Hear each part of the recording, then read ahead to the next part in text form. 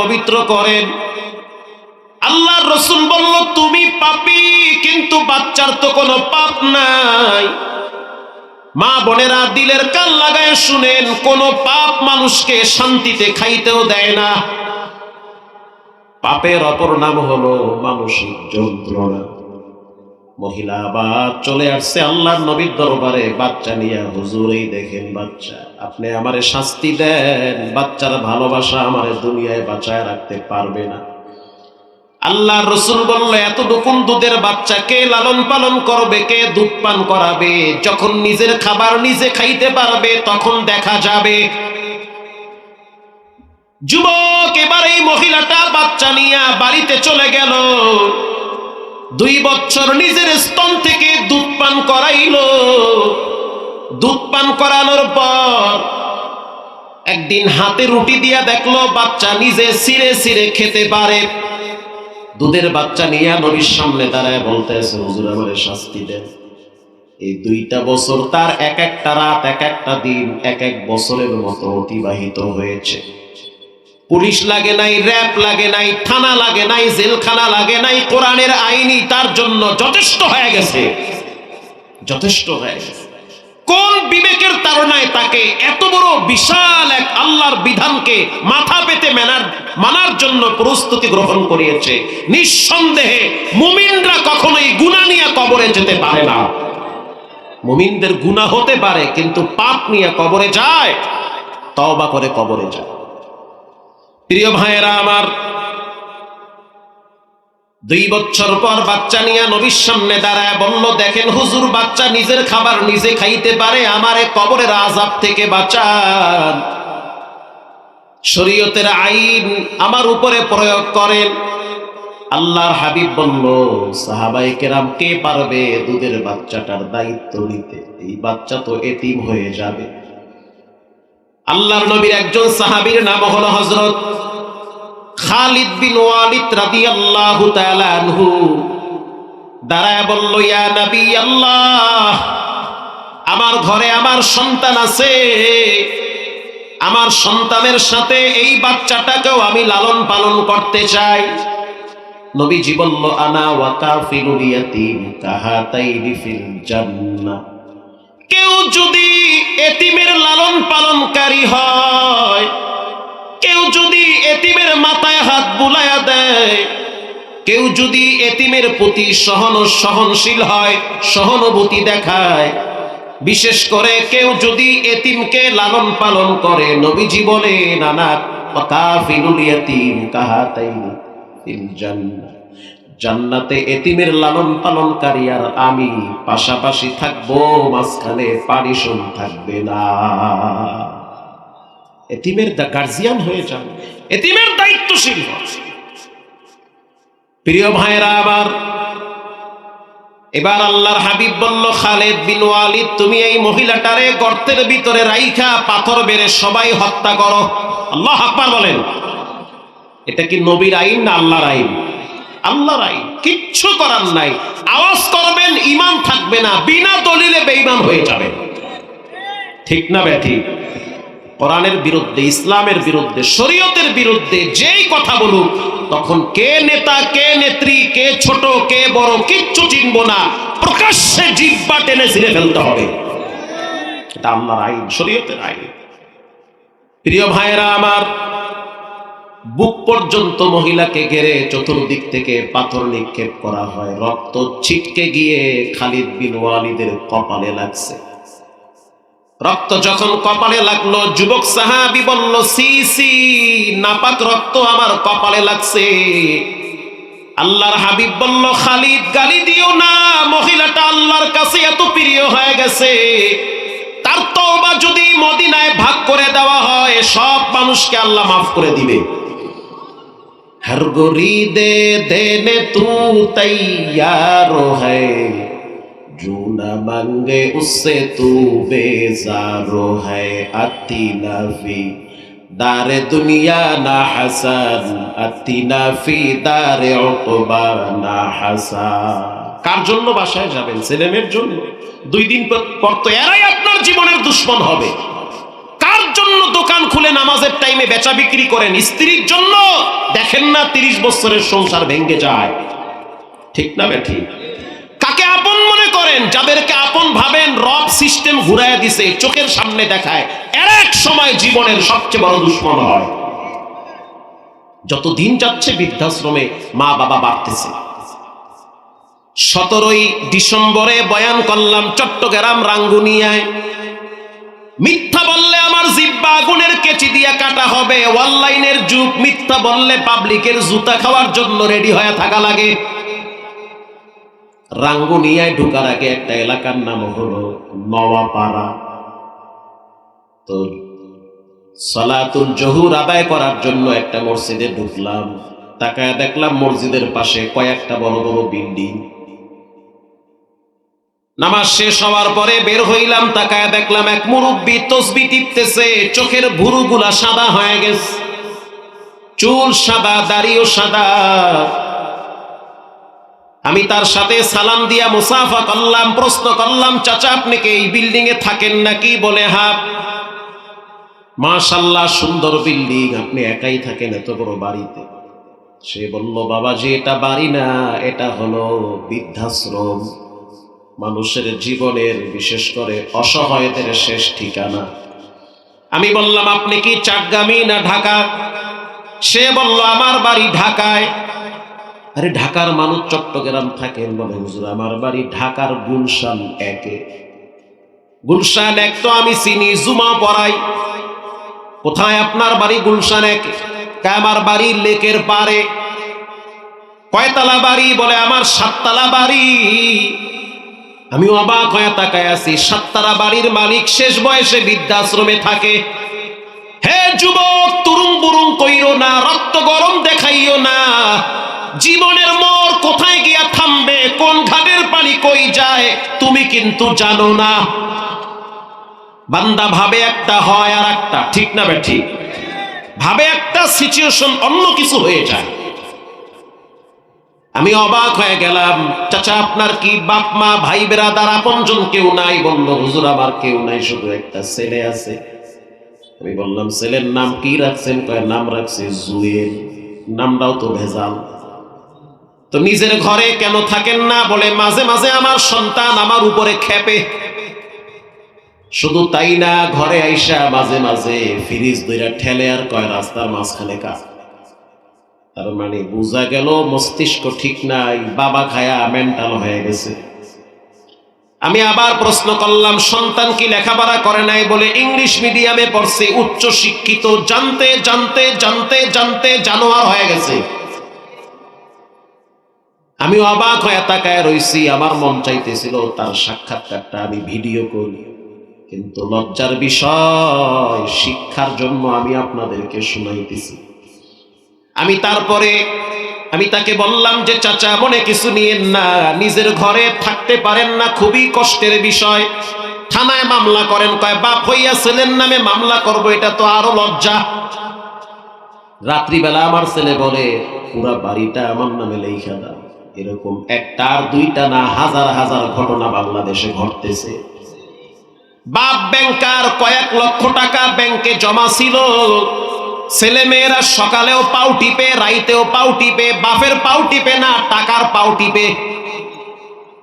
যেই দিন পাম্পট্টি মাইরা টাকা নিয়ে গেছে, এরপর থেকে পাও তো দূরের কথা, গেলাসে পানিও দেয় না। আর লইয়া খাও, তুমি কি মরছো? যতদিন বাবার অ্যাকাউন্টে টাকা ছিল ততদিন ছেলে মেয়েরা খেদমত করেছে। যখন বাবার টাকা নাই, তখন ছেলে মেয়েদের কাছে মা বাবা বোঝা হয়ে গেছে। এজন্য আমি জুমায়ও বলি, যাদের টাকা পয়সা আছে ছাড়বেন না, মরলে তো এমনি ভাত পাইবে। মরা পর্যন্ত হাতে রাখবেন, অন্তত পক্ষে ছেলে মেয়েরা টাকার লোভে হলেও আপনার খেদমত করবে, কারণ যুগের বাতাস পাল্টে গিয়েছে। আসতে বলবেন না, যদি বলেন ঠিক না ঠিক? এই পোলার দরদে লেহেন 3 করা, আর এক মাইয়ার প্রেমে পাগল হইয়া হেরে দেন 6 করা, আর এক পোলা পাম মারে হেরে দেন 10 লাখ। এই সমস্ত ফাইজদামি করবেন না।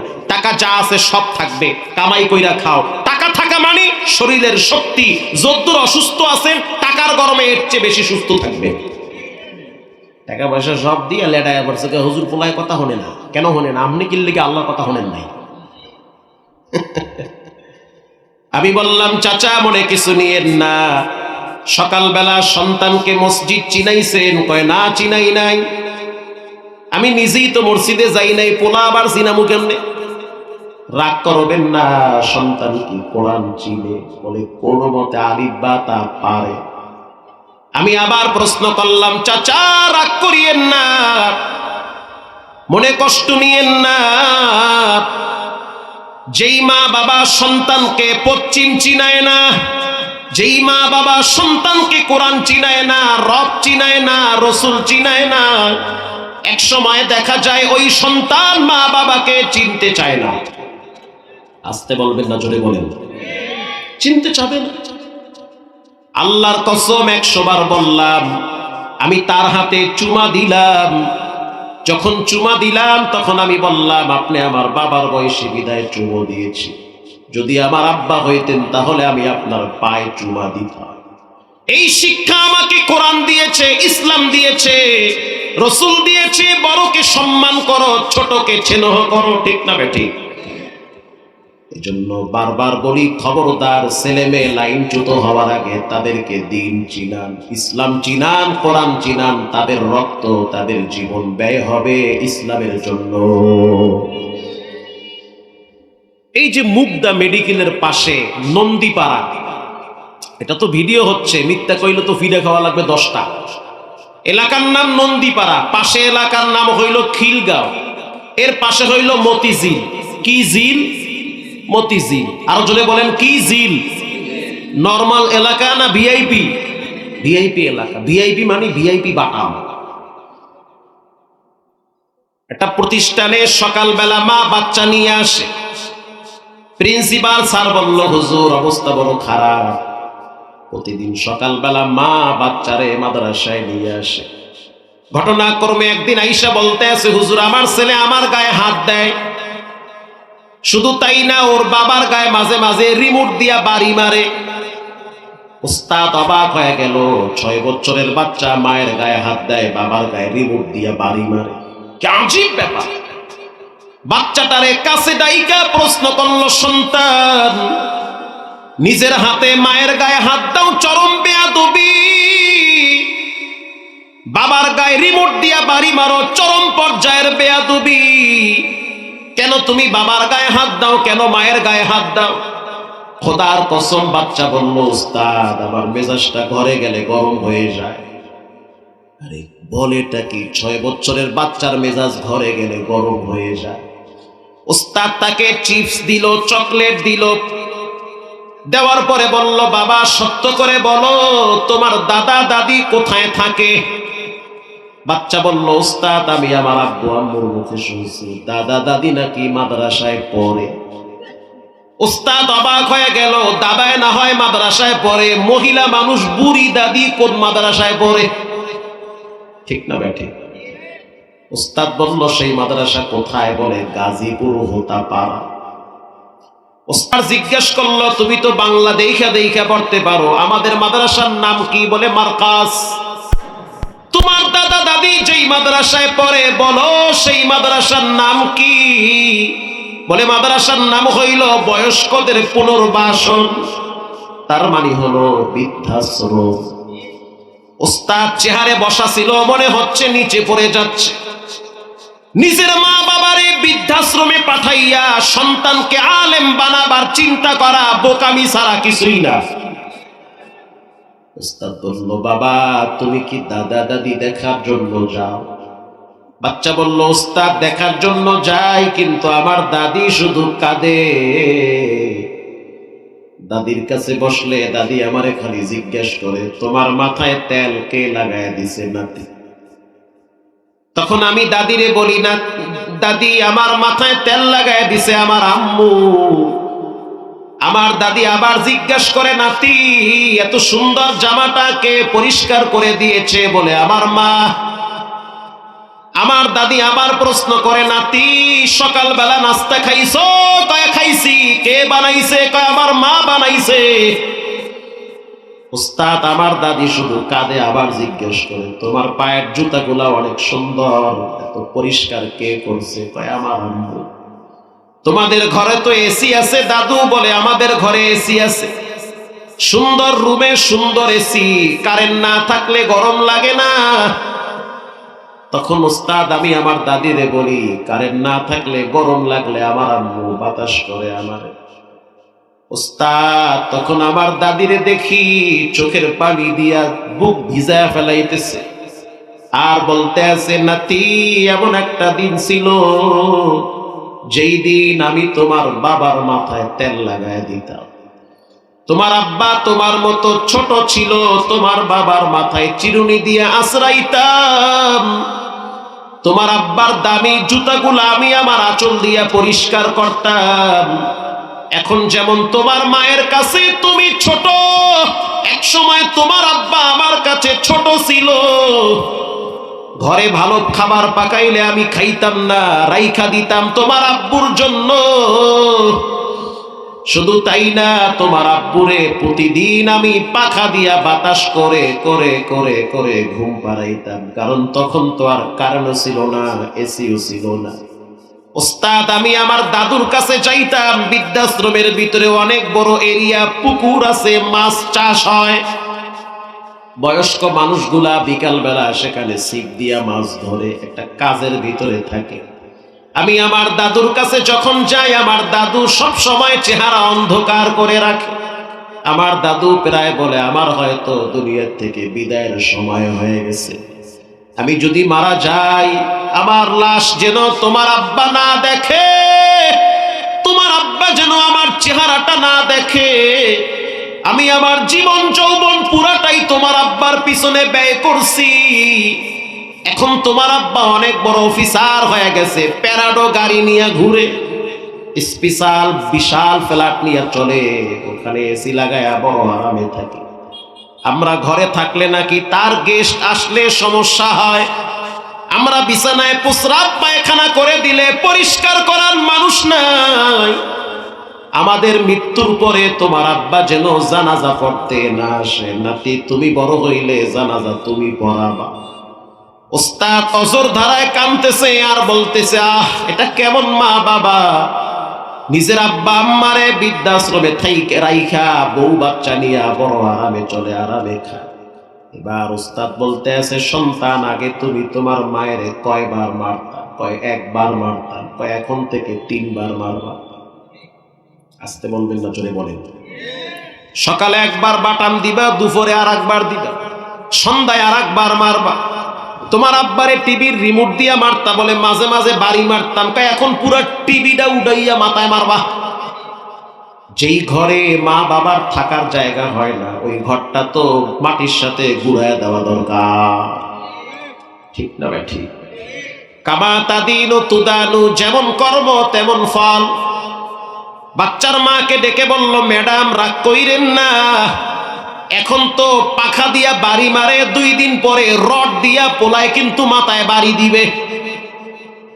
মান্দার গাছ লাগায়া আম ফলের আশা করা বোকামি ছাড়া কিছুই না। শ্বশুর শাশুড়ি মা বাবারে বৃদ্ধাশ্রমে রাইখা সন্তানের কাছ থেকে শালীন ব্যবহারের আশা করা বোকামি ছাড়া কিছুই না। ও তো 2 দিন পরে ডাকাতি করো, ও তো 2 দিন পরে ঐশীর মতো তোমাকে জামাইরে আর বউরে বিসমিল্লাহ ছাড়া জবাই দেবে। কথা কম না খান। এই জন্য সাবধান, সন্তানকে কোরআন চিনান, ইসলাম চিনান, রব চিনান, রসুল চিনান। আপনি অবাক হয়ে যাবেন, ঢাকা শহরের বেশিরভাগ ধনী ফ্যামিলির বাচ্চাদেরকে এখন মাদ্রাসায় পড়ায়। সচিবের ছেলে মাদ্রাসায় পড়ায়। কেন পড়ান? তাই পিডার থেকে বাঁচার লোকে যে শুরু হয়েছে, সে রাইতের বেলা ঘর দরজা ভাঙ্গে ফেলায় নেশার টাকার জন্য। প্রিয় ভাইরা আমার, আমি আপনাদের সামনে সূরা মুদ্দাসসির থেকে 3টা আয়াত তেলাওয়াত করেছি। রব্বুল আলামিন বলেন, ইয়াতাসাআলুনা আনিল মুজরিমিনা মা সালাকাকুম ফি সাকার। কিয়ামতের দিন জান্নাতীরা যখন জান্নাতে চলে যাবে, জান্নাতীরা জাহান্নামীদেরকে বলবে, তোমরা সাকার নামক জাহান্নামে কেন আসলা? জাহান্নামের অনেকগুলা নাম আছে, যেমন একটা নাম হলো সাকার, জাহান্নামের আরেকটা নাম আছে লাযা, জাহান্নামের আরেকটা নাম আছে হুতামা। দুনিয়ার আগুন ডান হাতে লাগলে বাম হাত জ্বলে না। আল্লাহ বলেন আল্লাতী তাত্তালিউ আলাল আফইদা, জাহান্নামের আগুন শরীরের যে কোনো অঙ্গে লাগলে কলিজা পর্যন্ত ভুনা হয়ে যায়। রানা প্লাজা ভেঙে পড়েছিল, আপনারা তো অনেকেই দেখেন নাই। আমি তো 3 দিন সেখানে ছিলাম, আমার নিজের চোখে দেখা। এমনও যুবক রানা প্লাজার চিপার ভিতরে পড়ছে, আগুনে পুড়তে পুড়তে যার একটা হাত একেবারে শেষ হয়ে গেছে। চোখের সামনে দেখলাম সেনাবাহিনী আগুনে পোড়া হাত বের করতেছে। এমনও যুবক দেখছি যে কিনা ভিতরে মেশিন দিয়া কাপড় সেলাইতো, একটু পরে কি হবে কল্পনাও করতে পারে নাই। হঠাৎ বিকট আওয়াজ, ভেঙ্গে চুরে মাথার উপরে পড়ল। যখন মাথার উপরে পড়েছে, রব্বুল আলামিন একটা তক্তার নিচে তাকে নিরাপদে রাখছে। কিন্তু হাতটা ওয়ালের ওই পাশে গেছে, ওই পাশে তো আবার আগুন লাগছে। হাত পুড়তেছে, টের পাইতেছে, কিন্তু টান দিতে পারে না, কারণ ওয়ালের চিপায় পড়ছে। কথা কি বুঝেন? ওয়ালের চিপায় পড়ছে, টানতে পারে না, কিন্তু আগুনে পুড়ে। তখন বলে মালিক তুমি ছাড়া আমার কেউ নাই। যতদিন তুমি সুখে ছিলা ততদিন তো মালিককে ভুলছো, এখন তুমি কষ্টে পড়ছো, এখন তুমি বলো মালিক তুমি ছাড়া কেউ নাই। এজন্য যুবকদেরকে বলবো, সুস্থ থাকা অবস্থায় তোমার কদম যেন মসজিদে যায়। আসতে বলবেন না, জোরে বলেন। হঠাৎ তখন কি হয়ে যাবে কারো জানা আছে? কারোই জানা নাই। সিরাজগঞ্জ একটা এলাকার নাম হলো বেলকুচি, নাম শুনছেন না? বেলকুচি রাজাপুর প্রায় বয়ানে যায়। মুরব্বীরে দেখি ছেলের ছবি নিয়ে দাঁড়ায় রয়েছে, প্রায় দাঁড়ায় থাকে। বাবাজি কার ছবি? বলে আমার ছেলের ছবি। চট্টগ্রামে সীতাকুণ্ডে কন্টিনিউয়ার বাস্ট হয়ে ফায়ার সার্ভিস 17 জন মারা গেছিল।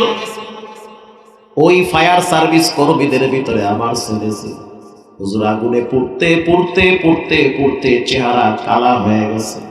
আমি চিনতে পারি নাই যে এটা আমার সন্তান। পুরা চেহারাটা অন্ধকার হয়ে গেছে, দুনিয়ার আগুন। হুজুর আমার ছোট্ট একটা বাচ্চা আছে, একেবারেই মাসুম বাচ্চা, প্রতিদিন কাঁদে বাবার জন্য, কিন্তু বাপ তো আগুনে পুড়ে কবরে গেছে। সব বাদ দিলাম, 3 দিন আগে চাঁদপুর নদীতে লঞ্চ অ্যাক্সিডেন্ট করে 7 জন মারা গেল। সব বাদ দেন, প্রতিদিন আপনাদের হাইওয়ে রোডে গাড়ি অ্যাক্সিডেন্ট হয়। প্রায় দিন শুনি গাড়ি পড়ে জায়গায় 3-4 জন শেষ। প্রত্যেক বৃহস্পতিবার আমার মাহফিল ঢাকার আশেপাশে থাকে, বেশিরভাগ কুমিল্লায় রাখি, কারণ জুমার দিন ঢাকায় জুমা পড়ার লাগে। চোখের সামনে দেখি হেলমেট এক জায়গায়, ঘিলু আর এক জায়গায়, হেডফোন আর এক জায়গায়। ও ভাবলো কি আর হইল কি, স্বপ্ন দেখছি বাড়ি যাবে, কিন্তু কবরের ভিসা চলে আসছে। ঠিক না বেঠি? জাহান্নাম স্পষ্ট ভাবে জানায় দিল, আমার মাঝখানে আসবে 4 কোয়ালিটির মানুষ সবচেয়ে বেশি। ক্বালু লাম নাকু মিনাল মুসাল্লিন। জান্নাতীরা জাহান্নামীদেরকে প্রশ্ন করবে, তোমরা সাকার নামক জাহান্নামে কেন আসলে? তখন তারা বলবে, জাহান্নামে আসার পিছনে সবচেয়ে বড় কারণ হলো নামাজ না পড়া। আল্লাহু আকবার বলেন। পৃথিবীর ইতিহাসে সবচেয়ে বড় ইবাদতের নাম হলো নামাজ। অসুস্থ যারা, তাদেরকে জিজ্ঞেস করেন কেমন লাগে বিছানায় শুয়ে থাকতে, বারবার বলবে দোয়া করেন যদি আল্লাহ সুস্থ করে, জীবনে নামাজ ছাড়বো না। একটা মানুষের কবরে যাওয়ার পরে প্রথম প্রশ্ন করা হবে, মান রব্বুকা, বলো তোমার রবের নাম কি? বলেন রবের নাম কি? রব শব্দের প্র্যাকটিস করা হয় নামাজের মাধ্যমে। একটা মানুষ যখন নামাজে দাঁড়ায় তখন পড়ে আলহামদুলিল্লাহি রাব্বিল আলামিন। বলেন রব আছে না নাই? এরপরে যখন মানুষটা রুকুতে যায়, কি চমৎকার রুকু, কত সুন্দর একটা রুকু দেয়, মালিকের সামনে বিনয় হয়, আত্মার প্রশান্তি। কবরের বাতি হলো নামাজ আর রুকু। আল্লাহু আকবার বলেন। রুকুতে যাওয়ার পরে একটা আওয়াজ দেওয়া হয়, সুবহানা রাব্বিয়াল আযীম। আওয়াজ দিয়া বলেন রব আছে না নাই? রাব্বিয়াল আযীম, রব্বুল আলামিন মুখ থেকে আওয়াজটা বের করে, বলো বান্দা রব্বিয়াল আযীম। রব শব্দটা 2 দিন পরেই তোমার কবরে কাজে লাগবে। এরপরে যখন বান্দা সোজা হয়ে দাঁড়ায়, আল্লাহর নবী শিখায় দেয়, বলো রব্বানা লাকাল হামদ। রব আছে না নাই? রব্বুল আলামিন বুঝাইতে চায়, বান্দা 2 দিন পরেই তো রব তোমার কাজে আসবে। এরপরে যখন বান্দার অস্তিত্ব, আমিত্ব, অহংকার বিদায় করে রব্বুল আলামিনের কুদরতি পায়ে সিজদায় লুটিয়ে পড়ে, তখন আওয়াজ দিয়া বলে সুবহানা রাব্বিয়াল আ'লা। বলেন রব আছে না নাই? তাহলে প্রতিদিন কতবার রব সব শব্দ মুখ থেকে বের হয়? এরপরে নামাজ শেষ হওয়ার পর আপনার মনে চায় আমি একটু আল্লাহর কাছে দোয়া করি। আল্লাহ শিখায় দেয়, বান্দা 2 দিন পর তো মরেই যাবা, তোমার তো খবর নাই। তুমি বলো রব্বানা যালামনা আনফুসানা ওয়া ইল্লাম তাগফির লানা ওয়া তারহামনা। বলেন রব্বানা যালামনা, রব আছে না নাই? আপনি সন্তানের আশা করেন, আপনি আল্লাহর কাছে দোয়া করতেছেন রব্বানা হাবলানা মিন আজওয়াজিনা। বলেন রব আছে না নাই? আপনি আপনার আব্বা আম্মার জন্য দোয়া করতেছেন, আল্লাহ শিখায় দেয়, বান্দা দোয়া করো রব্বিরহামহুমা কামা রব্বায়ানি সগীরা। বলেন রব আছে না নাই? হাদিসের কিতাবে চমৎকার একটা ঘটনা আছে, কষ্ট হয় আপনাদের? মুসলিম শরীফের হাদিস, স্পষ্ট ঘটনা। হযরত ওমর রাদিয়াল্লাহু তাআলা আনহু বসে বসে হাড্ডির উপরে লেখতেছে, পিছনে আওয়াজ হইতেছে। হযরত ওমর লেখা বন্ধ করে দিয়ে পিছনের দিকে তাকায় দেখলো সুদর্শন সুন্দর অবয়ব আকৃতি অনেক চমৎকার দাঁড়ায় দাঁড়ায় এক যুবক ফোফায়া ফোফায়া কাঁদতেছে।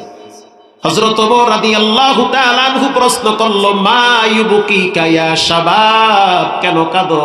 কি হয়েছে? তুমি না তরুণ নওজোয়ান যুবক। যুবক বলল, ওমর তোমার বাবার নাম হইল খাত্তাব, আমি তোমার আব্বারে চিনি। আল্লাহু আকবার বলেন। নবীজি জীবিত আছে এটাও আমি কিন্তু জানি, কিন্তু আমি যে গোপনে একটা পাপ করছি, পাপের কাছে তো ধরা খেয়ে গেছি, কোনো কাজে আমি শান্তি পাই না। আমি যখন খাবার খাইতে যাই তখন মনে হয় খাবার আমারে ধিক্কার দেয়, যখন আমি পানি পান করি মনে হয় পানি আমারে লানত দেয়। এখন আমি কোথায় যাব, কি করব? মানসিক ভারসাম্য হারিয়ে ফেলতেছি। হযরত ওমর বলল, একটা কাজ করো, রাহমাতুল লিল আলামিনের দরবারে চলো। এবার যুবককে নিয়ে নবীর দরবারে চলে গেল হযরত ওমর। আল্লাহু আকবার বলেন। হযরত ওমর বাচ্চাদের মতো কেঁদে দিয়েছে। নবী প্রশ্ন করলো, মা ইউবকিকা ইয়া উমর, তুমি কেন কাঁদো? তুমি একজন শক্ত দিলের মানুষ, নওজোয়ান যুবক, তোমার চোখেও পানি। হযরত ওমর বলতে আছে, আমি কাঁদি না, পিছনের যুবক আমারে কাঁদায়। প্রশ্ন করা হইল, কে কাঁদায়? বলে যুবক, ডাকো তারে আমার সামনে। আল্লাহর হাবিব প্রশ্ন করলো, যুবক কেন কাঁদো? তোমার চোখের গোড়ায় পানি। উত্তর দিল, ইয়া নবী আল্লাহ, জীবনে এমন একটা অপরাধ করেছি যেই অপরাধের কারণে জাহান্নামের ডরে আমি কাঁদতেছি।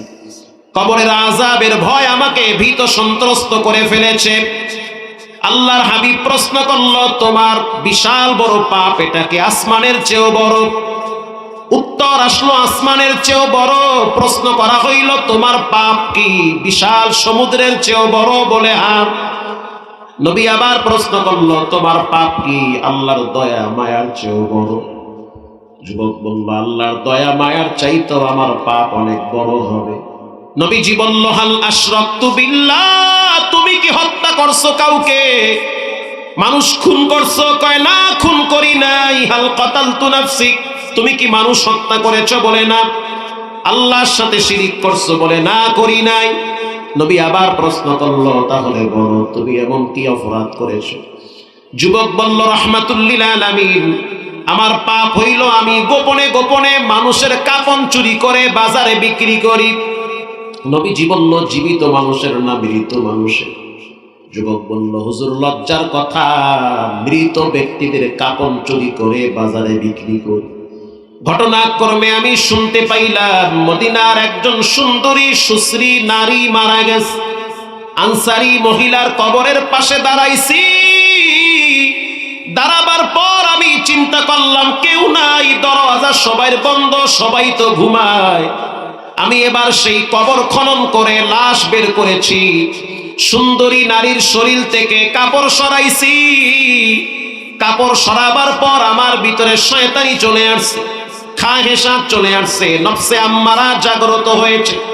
ওগো আল্লাহর হাবিব, আমি ওই মৃত নারীর সাথে জিনা করছি। জিনা করার পর মৃত নারীর জবান আল্লাহ খুলে দিয়েছেন। মৃত মহিলা বলতে আছে, যুবক আমারে তো মৃত এখানে ফালায়া রাখছে সুন্দর করে কাপড় পেঁচায়া, তুমি নিজের হাতে কাপড় খুইলা কেন আমারে বিবস্ত্র করলা? বিবস্ত্র করার পর আবার তুমি আমার সাথে জিনা করলা, নাপাক কেন বানাইলা? আল্লাহর মাইর তো আছে, প্রাকৃতিক মাইর আছে না নাই? জমিনের মাইর আছে, গাছপালার অভিশাপ আছে। শুধু তাই না, জীব জানোয়ারের বরদোয়া আছে। কত মানুষের লানত নিয়ে দুনিয়াতে বাঁচতে চায়। মাটি কিন্তু কঠিন জায়গা। এখানে আসার পরে রাসূল বলেছেন, কারো জন্য জান্নাত, কারো জন্য জাহান্নাম। কবরের মৃত মানুষের চিৎকার জীব জানোয়ার শুনতে পায়, মানুষ শুনে না। একবার যদি মৃত মানুষ জীবিত হইয়া আইসা বলতো কি হয়, কোনো মানুষ পাগলামি করতে পারতো না।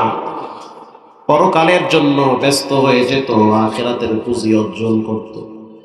ও আল্লাহর হাবিব, আমি ওই নারীর সাথে জিনা করে যখন চলে গেলাম, নারী বলতেছে, কেন অপবিত্র বানাইলা? এরপরেই তো তোমার সিরিয়াল কবরে আসতেছে।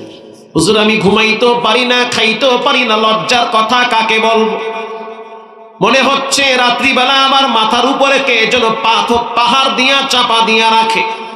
আল্লাহর হাবিব ধমক দিয়া তাড়ায়া দিল আর বলল, জাহান্নামের আগুন বড় কঠিন। আল্লাহু আকবার বলেন। যুবক এবার পাহাড়ের চূড়ায় দাঁড়ায়া চোখের পানি ছেড়ে বলে, আল্লাহু হাজিরিন, আল্লাহু নাজিরিন। ও মালিক, আমার জন্য মদিনার দরওয়াজা বন্ধ হয়ে গেছে, ওমরের দরওয়াজা বন্ধ হয়ে গেছে। নবী আমারে ধমক দিয়া তাড়ায়া দিছে। আমি একজন জিনাকার, জাহান্নামের আসামি। তুমি ছাড়া ক্ষমার দরওয়াজা আমার খোলা নাই, মাফ করে দাও। আল্লাহ রাব্বুল আলামিনের কুদরতি অন্তরে বড় মায়া লাগছে, কারণ সাকার নামক জাহান্নাম থেকে বাঁচতে চায়। আল্লাহু আকবার বলেন। যুবক চোখের পানি ছেড়ে আল্লাহর দরবারে দোয়ায় কান্নায় ভেঙে পড়ল। রব্বানা যালামনা আনফুসানা ওয়া ইল্লাম তাগফির লানা ওয়া তারহামনা লানাকুনান্না মিনাল খাসিরিন। এই দোয়া বাবা আদম নবী শিখিয়ে দিয়েছে। দুনিয়ার মানুষ বড় স্বার্থপর, উল্টা পাল্টা করবেন, আপন মানুষগুলোও চেহারা কালা করবে, স্বার্থপর হয়ে যাবে। যাদেরকে আপন মনে করেন, ওয়ান টুর ভিতরে তাদের চেহারা পরিবর্তন হয়ে যায়। একমাত্র নিঃস্বার্থভাবে আপনার জন্য রবের দরওয়াজা খোলা আছে। আল্লাহ বলে, বান্দা, আলাম ইয়ানি লিল্লাযিনা আমানু আন তাখশা কুলুবুহুম লিযিকরিল্লাহ। এখনো কি সময় হয় নাই তুমি মসজিদে যাবা? এখনো কি সময় হয় নাই তোমার কপালে সিজদার চিহ্ন থাকবে?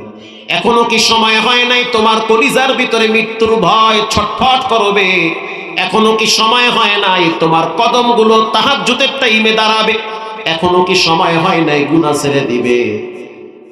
যদি না ছাড়ো তাহলে পরিণাম কিন্তু ভয়াবহ হবে। ফাআম্মা মান তাগা, তোমরা কিন্তু সীমা লঙ্ঘনকারী হয়ে যাবে। যুবক যখন আল্লাহর দরবারে রব্বানা বলে চোখের পানি ছেড়ে কাঁদা শুরু করছে, রবের কুদরতি অন্তরে এতটাই মায়া লাগছে, আল্লাহ রাব্বুল আলামিন হযরত জিবরাইলের মাধ্যমে সংবাদ পাঠায় দিল, নবীরে গিয়া বলো, সব মানুষের স্রষ্টা একজন, তিনি হলেন কে? যদি আল্লাহই স্রষ্টা হয় তাহলে আপনি যুবকরে কেন তাড়ায়া দিলেন? তার চোখের পানি আর কান্নার আওয়াজে আমার দিল নরম হয়ে গেছে। ওরে জানায় দেন, ওয়াল্লাযীনা ইযা ফাআলু ফাহিশাতান আও যালামু আনফুসাহুম যাকারুল্লাহ। কেউ যদি গুনাহ করে, জিনা করে, হারাম খায়, ব্যভিচারে লিপ্ত হয়, মিথ্যা বলে, চগলখুরি করে, আর যখন তার মাথায় চিন্তা আসে, আহারে না জানি কখন আবার মৃত্যু চলে আসে, ভয় আসে, ওয়াল্লাযীনা ইযা ফাআলু ফাহিশাতান আও যালামু আনফুসাহুম যাকারুল্লাহ, আল্লাহকে স্মরণ করে আর গোপনে গোপনে বলে, মালিক ধইরেন না, বেজ্জতি করিয়েন না, কিছুদিন বাঁচায় রাখেন। ওগো আমার হাবিব, ওই যুবক আমাকে স্মরণ করেছে। নবী বলেন, সুসংবাদ, আত্তাইবু মিনাজ যামবি কামান লা যামবালা। কেউ যদি তওবা করে, নারী হোক পুরুষ হোক, নিষ্পাপ বাচ্চার মতো তাকেও নিষ্পাপ বানায় দেওয়া হয়। আল্লাহু আকবার বলেন। জিনার গুনাহ রব্বুল আলামিন মাফ করেছে, শর্ত হলো রবের কাছে তওবা করা লাগবে। ও ভাইরা আমার, জাহান্নামীরা জান্নাতীদেরকে বলবে, ক্বালু লাম নাকু মিনাল মুসাল্লিন। জাহান্নামে আসার পিছনে সবচেয়ে বড় কারণ হলো নামাজ না পড়া। নামাজ এমন একটা ইবাদত যার মাধ্যমে রবের সাথে সম্পর্ক হয়। আজ থেকে পাক্কা নিয়ত করে নেন, জীবনে নামাজ ছাড়বো না, হারাম খাবো না, আব্বা আম্মার সাথে বেয়াদবি করব না, জুলুম করব না, কারো উপরে অত্যাচার করব না।